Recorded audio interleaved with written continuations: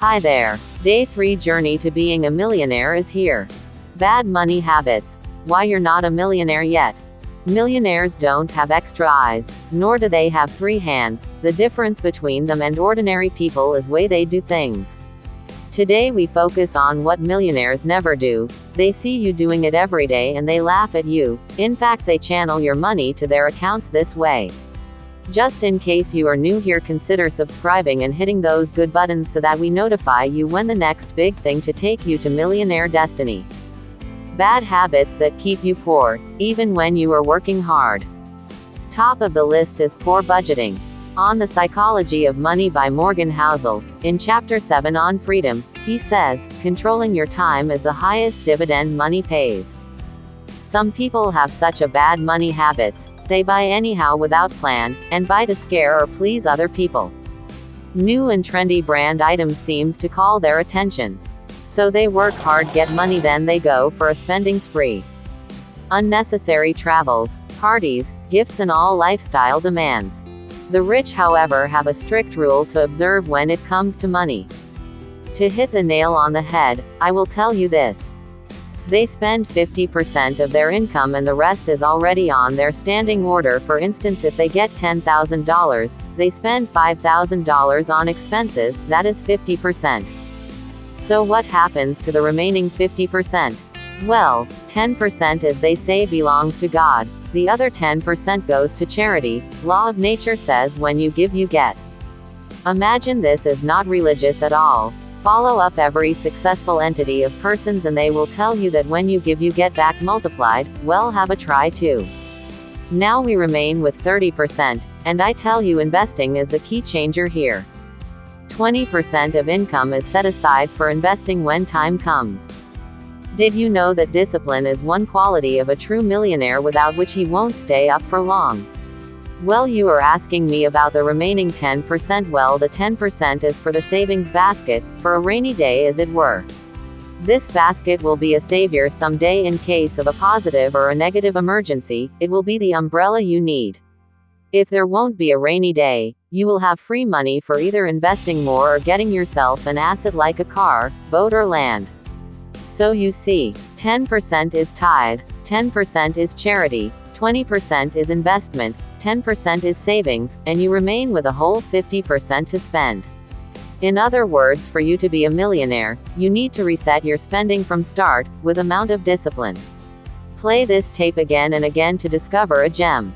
Well, the second thing that takes you away from the journey to being wealthy is wrong money doctrine, or simply put, misleading information on money matters, and worse of it is that it comes from the people we think are knowledgeable on the financial matters.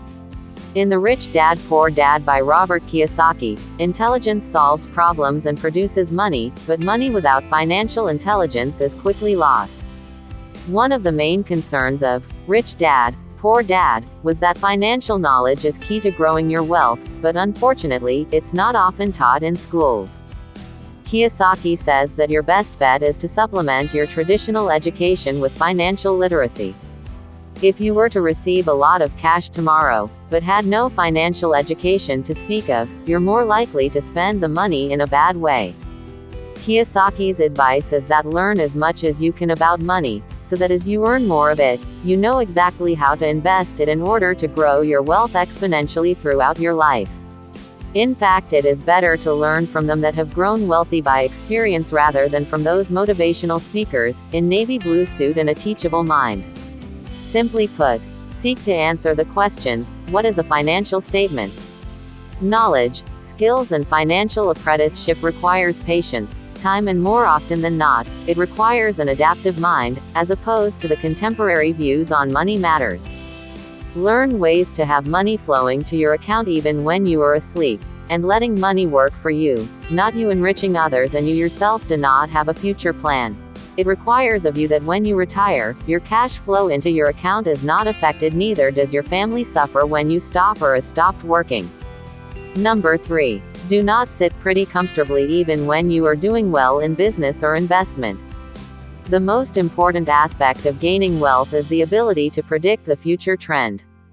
Bill Gates saw the future and immersed all of himself into the Microsoft thing, so much that he was alienated and later fought battles convincing people that the future is bright. Now you can see that future came, and that is why you can watch this story. You want to see the future. You achieve this by updating yourself, or upgrading yourself to the standards of the moment, or better still being compliant to the future market demands. Watch out for current trends and get new skills and knowledge even when you don't deem it necessary now. Thank yourself later. Number 4. Laziness. Yes, being laxed. Failure to actively participate in your plan. Every successful man knows that planning is not enough. One must go beyond outlining a smart investment strategy to actual hands on the deck. Warren Buffett had to start his hard work early, and that made him the richest man of his time. No amount of imagination can paint a piece of art. It takes a decision to put on an apron, then pick up the tools of job. There is an interesting verse I came across saying that the lady one says that he is afraid of a lion outside, another one says that a lazy one turns and tosses on bed until poverty strikes him like a burglar. How easy it is for poor people to make 1,000 excuses as to why they can't make progress, yet blame every situation on their failure. Get up, you sluggard, and go to the ants' kingdom. They have no king, yet they have food in season and out of season.